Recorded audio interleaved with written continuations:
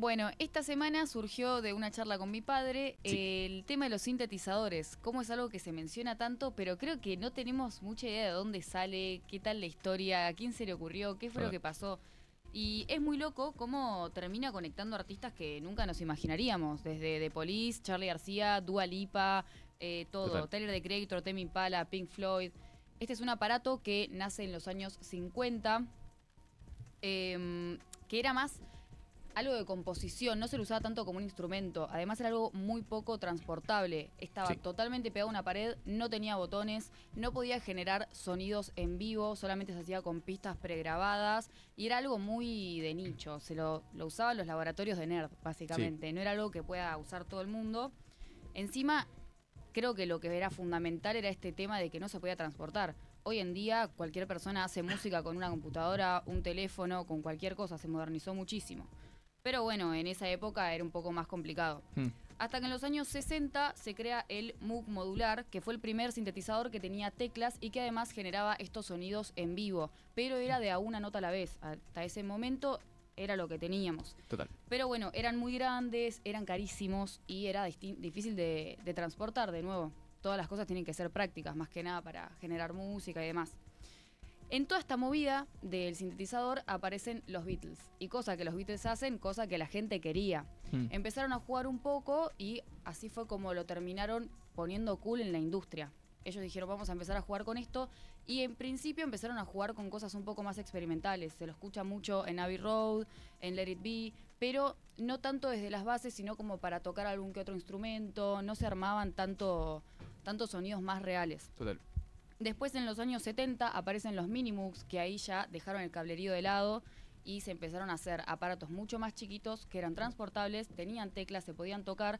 Entonces pasó de ser esto, como objeto de laboratorio nerd, a poder usarlo y que se arme música con eso. Es como que se lo armó un instrumento más real. Ahí empezó Stevie Wonder, Pink Floyd y hasta Radiohead. Después todo esto cambió, que esto es lo que más me gusta, una persona que yo escucho muchísimo y que admiro, cuando lo agarró Giorgio Moroder, que eso cambió totalmente la forma de hacer música. Porque si bien el sintetizador se usaba desde otra manera. Él le cambió la fórmula y lo empezó a usar como base para la electrónica. Eso hizo que se mundialice totalmente el instrumento y lo llevó a la meca. Además de mezclarlo con el género pop y electrónico. Se estaba usando más que nada para el rock. Todas las bandas más que lo estaban usando. Todo esto estalló con la canción I Feel Love de Donna Summer. Así que cambió totalmente la fórmula y a partir de ahí se armó otro uso del sintetizador. Es como el primer hit. Además es como que lo conectó mucho con el sonido del futuro. Estos eran los años 70 y se armó una canción que empezó a sonar como un futuro mucho más lejano a lo que terminamos llegando hoy en día. Hasta ese momento, como les decía, el sintetizador se usaba mucho más experimental, como en las bandas de rock, pero bueno, él lo transformó totalmente y en los años 80 entran los sintetizadores digitales, que son los que conocemos hoy en día. Claro. Ya no desde la mano de los Moog, sino desde Yamaha y otro tipo de marcas, pero tenían sonidos un poco más nítidos, eran más afilados, también eran más transportables, un poco más chiquitos. Y acá entran las bandas como Toto, Ajá y hasta Madonna, que los empezaron a utilizar. Pero de igual manera, por más que los digitales se comercializaron mucho más, a partir del 2010 se hizo como un retorno a la era más antigua y empezaron a utilizar de nuevo los sintetizadores analógicos, que eran los que les contaba recién. Claro. Con bandas como Daft Punk, The Weeknd, hasta Dua Lipa hizo todo un disco que lo reversionó en base a sonidos de los 80.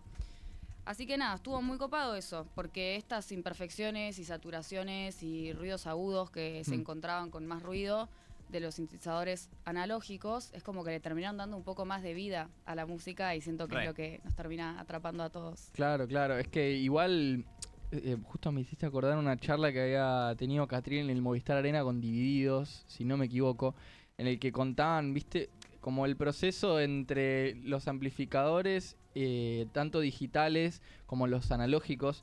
Siento que hay como también un 50% de la mística de tener el instrumento ahí con vos, como tener el famoso Fender Rhodes ahí enfrente tuyo, o tener un teclado que lo emula, y además obviamente la parte de que el sonido está saliendo originalmente de ahí, no es una reproducción de una muestra que ya grabaron de un instrumento, como que realmente sucede ahí y eso cambia un montón. Es que eso fue lo que permitió el Minimoog, como que el primer sintetizador que salió en los años 50, al ser todas pistas ya grabadas, es como que simplemente podías retocar un poco los instrumentos. Total. Y con este aparato electrónico espectacular que armaron, es como que les permitió generar sonidos de cero y por ahí mismo con las mismas voces, retocar pero armar un sonido distinto. Nada, siempre fue algo que me pregunté y que siento que está en la música y que por ahí no tenemos mucha idea de dónde sale, de quién vino. Salió un montón. Bueno, de los Beatles yo me acordé del Mellotron. Está Claro. muy bueno la charla Son de Rick cintas. Rubin y Paul McCartney que lo muestran. Pero en Strawberry Fields Forever es como el tema insignia de los Beatles que usa eso, que está en... como se llama Magical Mystery Tour. Sí, claro, sí, que ese instrumento, para quienes no sepan, el Mellotron es básicamente una reproducción de cintas que están hechas por cuerdas. O sea, cada tecla del instrumento reproduce y dispara una cinta que tiene una duración de 7 segundos. Entonces hay un video de Paul McCartney en un bar, que era la idea original de ese teclado, de poder hacer playbacks de canciones, los famosos blueses, los famosos rocks, swings, de lo que se te ocurra. El chabón cantando arriba tocando teclas cada 7 segundos, combinando toda una canción y que bueno, después eso terminó derivando en grabaciones de flautas y de ahí sale Strawberry Fields.